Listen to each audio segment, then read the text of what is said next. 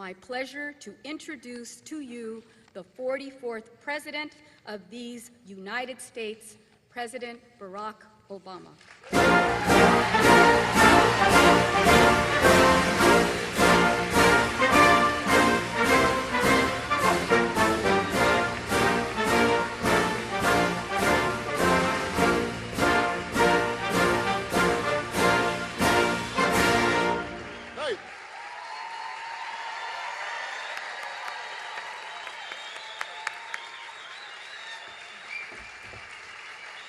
Thank you. Thank you. Gracias. Thank you so much. Thank you. Thank you. Thank you, everybody. Please have a seat. It is good to be back at Naleo.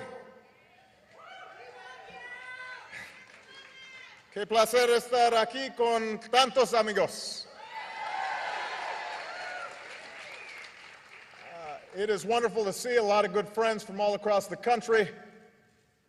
It is nice to be at Disney World. This is now the second time I've come to Disney World without my daughters. They are not happy with me.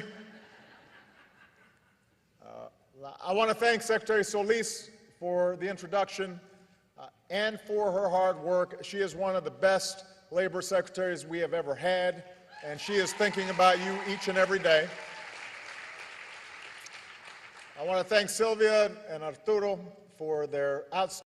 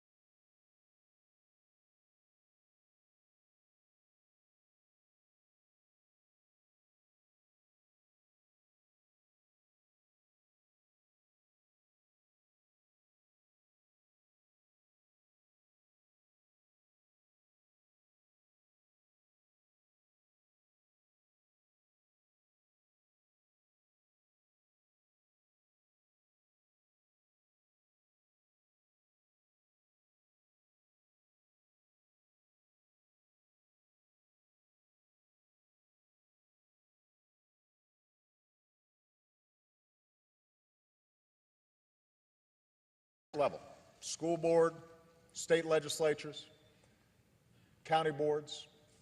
You guys are where the rubber hits the road.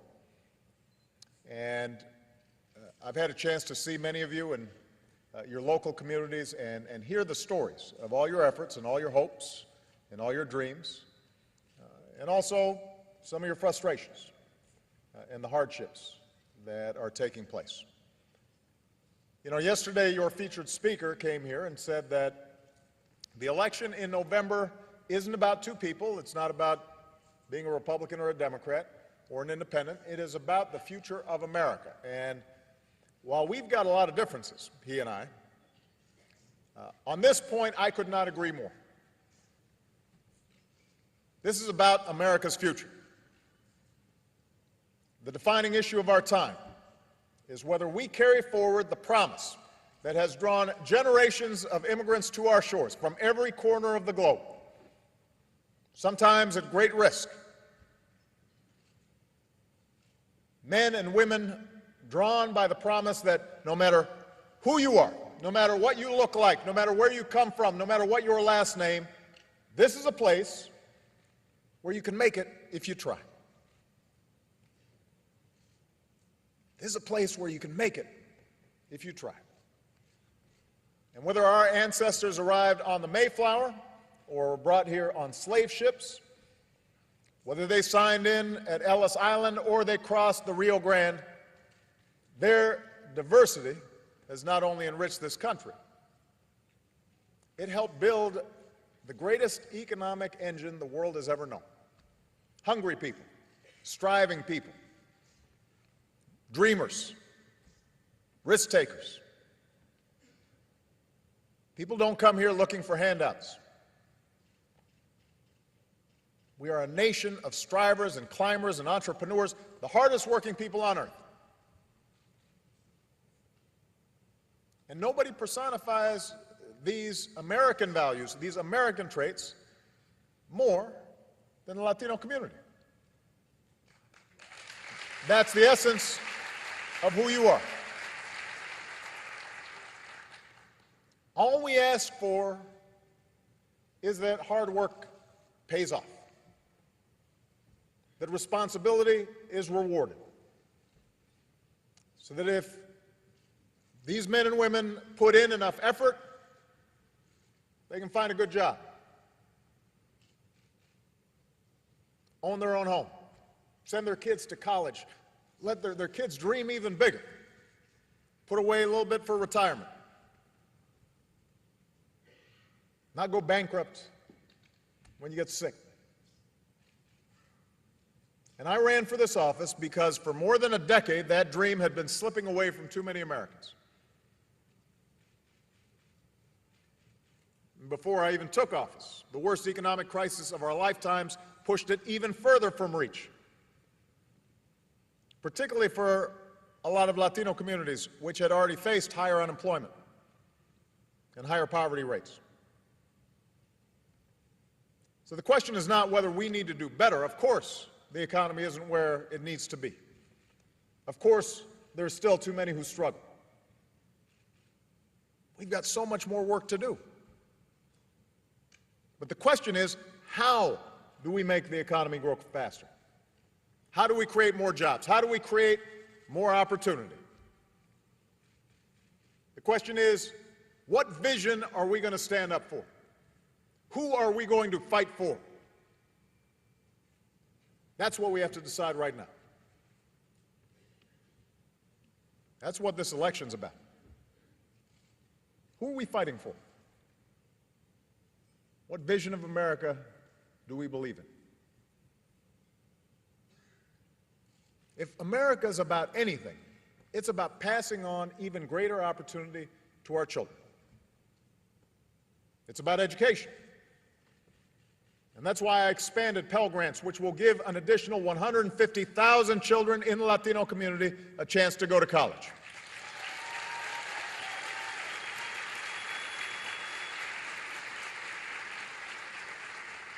That's why I've invested in our community colleges, which are a gateway to a good job for so many Hispanic Americans, Americans of every stripe.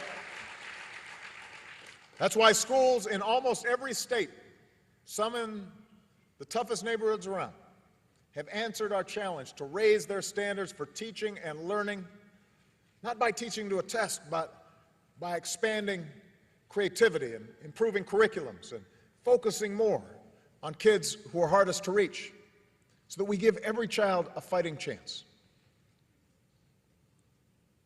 That's part of the vision of America that we believe in. In this country, we believe that if you want to take a risk on a new idea, you should have the chance to succeed. And you shouldn't have to have wealthy parents in order to be successful. Latino-owned businesses have been the fastest growing small businesses, and we've cut their taxes 18 times. We've expanded new loans and new credit so they can grow and they can hire. That's the vision we believe in. In America, we believe you shouldn't go broke because you get sick. Hard-working people out there, sometimes 2 jobs, 3 jobs, still don't have health insurance. If you did have health insurance, insurance companies were able to discriminate against certain patients. That was wrong. It was wrong to let insurance companies just jack up premiums for no reason, and to have millions of working Americans uninsured, with the Latino community having the highest rate of uninsured of any community in the country. So after a century of trying, we finally passed reform that will make health care affordable and available for every American. That was the right thing to do. That was the right thing to do. That was the right thing to do.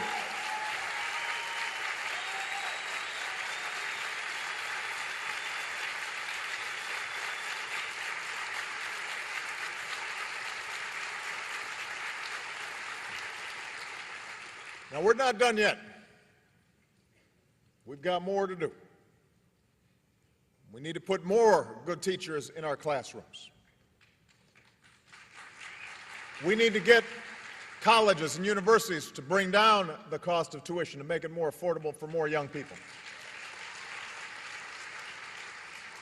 We need to invest in new research and innovation, especially new sources of energy and high-tech manufacturing.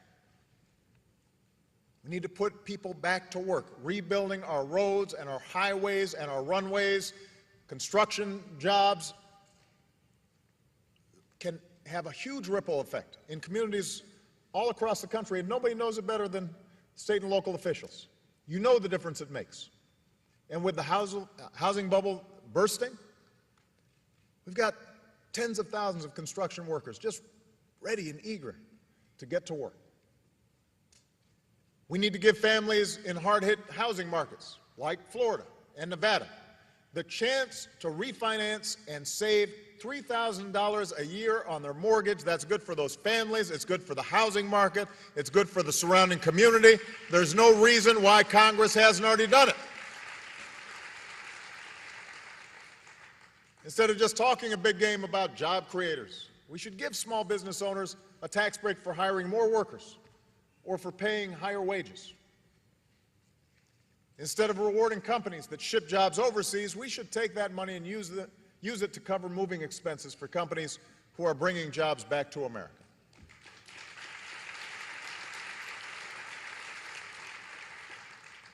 On almost every issue of concern to your community, to every community, what's holding us back isn't a lack of big ideas. It's not a lack of technical solutions.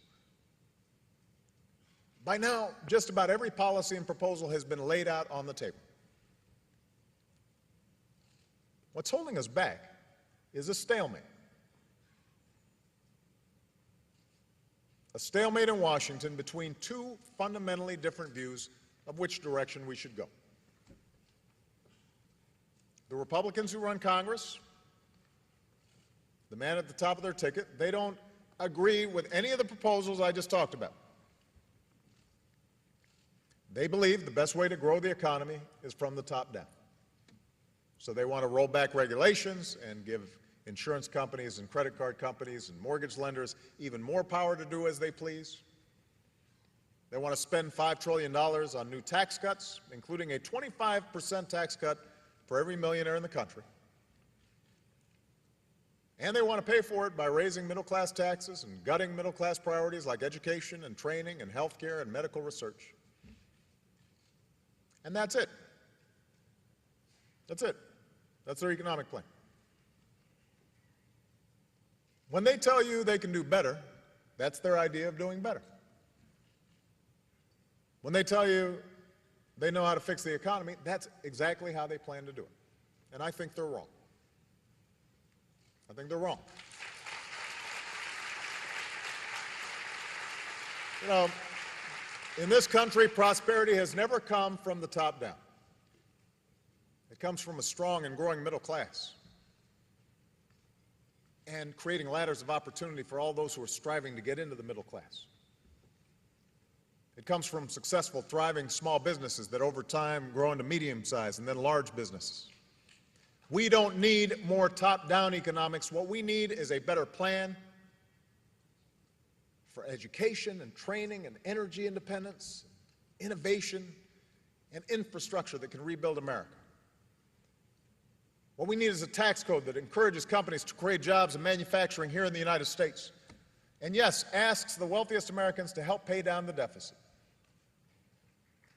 That's what's needed. And what's also needed is immigration reform that finally lives up to our heritage as a nation of laws and as a nation of immigrants and continues the American story of renewal and energy and dynamism that's made us who we are.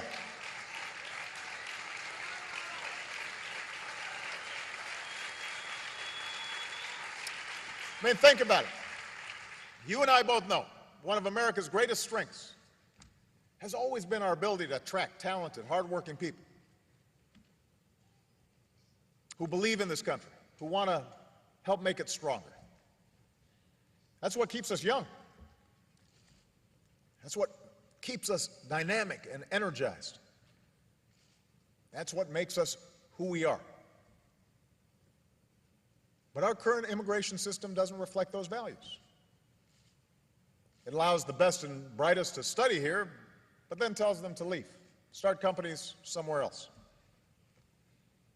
It punishes immigrants and businesses who play by the rules and fails to address the fact that there are too many who don't. It separates families. And it denies innocent young people the chance to earn an education or serve in the uniform of the country they love. Now, once again, the problem is not the lack of technical solutions. We know what the solutions are to this challenge. Just 6 years ago, an unlikely trio, John McCain, Ted Kennedy, President Bush, came together to champion comprehensive immigration reform.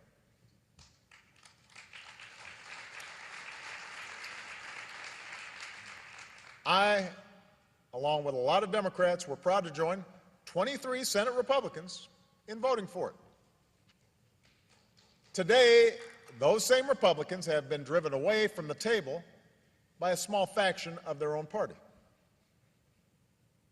It's created the same kind of stalemate on immigration reform that we're seeing on a whole range of other economic issues. And it's given rise to a patchwork of state laws that cause more problems than they solve and are often doing more harm than good.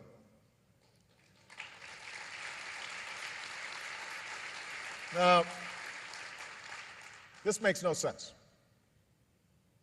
It's not good for America. And as long as I am President of the United States, I will not give up the fight to change it. In the face of a Congress that refuses to do anything on immigration, I've said that I'll take action wherever I can. So my administration has been doing what we can without the help in Congress for more than 3 years now. And last week we took another step. On Friday we announced that we're lifting the shadow of deportation from deserving young people who were brought to this country as children. We should have passed the DREAM Act a long time ago. It was written by members of both parties. When it came up for a vote a year and a half ago, Republicans in Congress blocked it.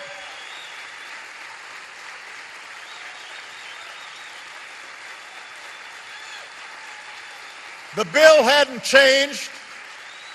The need hadn't changed. The only thing that had changed was politics.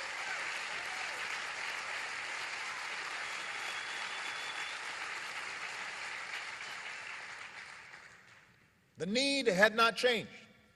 The bill hadn't changed, written with Republicans. The only thing that had changed was politics. And I refused to keep looking young people in the eye, deserving young people in the eye, and tell them, tough luck. The politics is too hard. I've met these young people all across the country. They're studying in our schools, they're playing with our children, pledging allegiance to our flag, hoping to serve our country. They are Americans. In their hearts, in their minds, they are Americans through and through, in every single way but on paper. And all they want is to go to college and give back to the country they love. So lifting the shadow of deportation and giving them a reason to hope, that was the right thing to do. It was the right thing to do.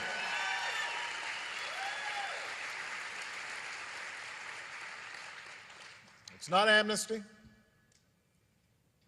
It falls short of where we need to be, a path to citizenship. It's not a permanent fix.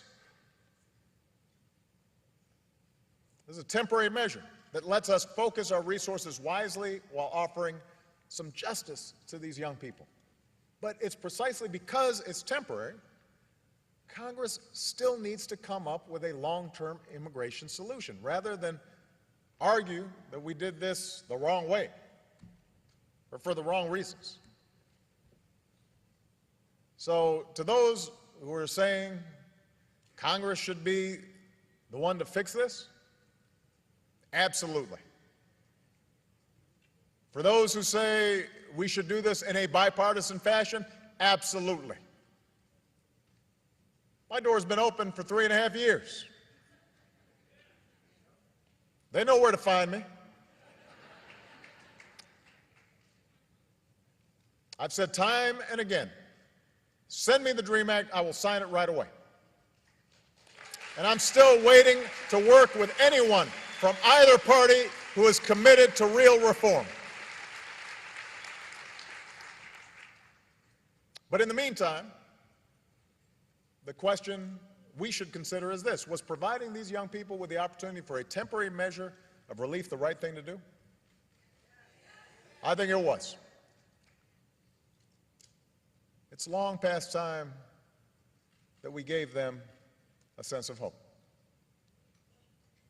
Now, your speaker from yesterday has a different view. In his speech, he said that when he makes a promise to you, he'll keep it. Well, he has promised to veto the DREAM Act, and we should take him at his word.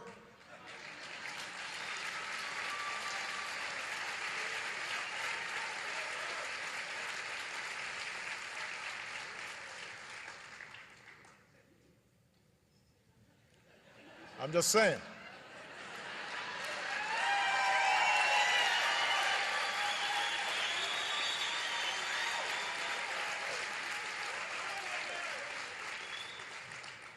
And I believe that would be a tragic mistake. You do too. On all these issues, on the investments we need to grow the middle class and leave a better future for our kids, on deficit reduction that's fair and balanced, on immigration reform, on consumer financial protection so that people aren't exploited, whether at a payday loan shop or if they're sending remittances back to their families. On all these issues, Washington's got a long way to go to catch up with the rest of the country. Now, the whole idea behind the DREAM Act, after all, was inspired by a music teacher in Illinois. She decided to call her senator, Dick Durbin, when she discovered that one of her own students was forced to live in the shadows. But even as that idea fell prey to gridlock and game playing in Washington, it gained momentum in the rest of the country. From every student who marched and organized to keep their classmates from being deported, from every parent who discovered the truth about the child down the street and chose to stand up for them, because these are all our kids. For every American who stood up and spoke out across the country because they saw a wrong and wanted it to be righted, who put their shoulder to the wheel and moved us a little closer toward justice. That's what's always moved us forward. It doesn't start in Washington. It starts with 1 million quiet heroes who love their country and believe they can change it. Now, we all have different backgrounds.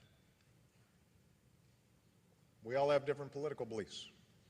Latino community is not monolithic. The African American community is not all of one mind. It's a big country. And sometimes in tough times in a country this big and busy, especially during a political year, those differences are cast in a bright spotlight. But I ran for this office because I am absolutely convinced that what binds us together has always proven stronger than what drives us apart. We are one people. We need one another.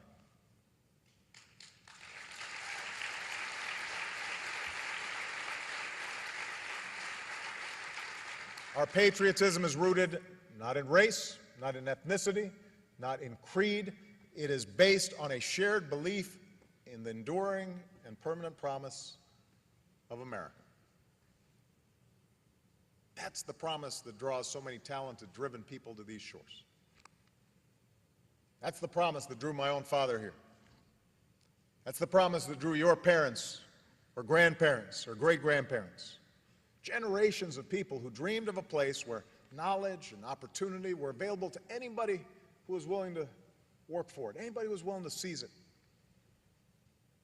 A place where there was no limit to how far you could go, how high you could climb. They took a chance. And America embraced their drive and embraced their courage. Said, come. You're welcome.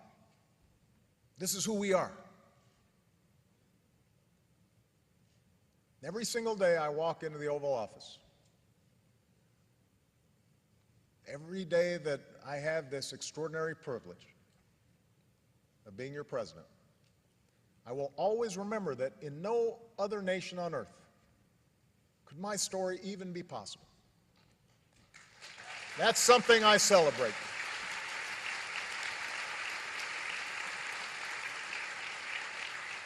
That's what drives me in every decision I make. To try and widen the circle of opportunity. To fight for that big and generous and optimistic country we inherited. To carry that dream forward for generations to come. Because when I meet these young people, all throughout communities, I see myself.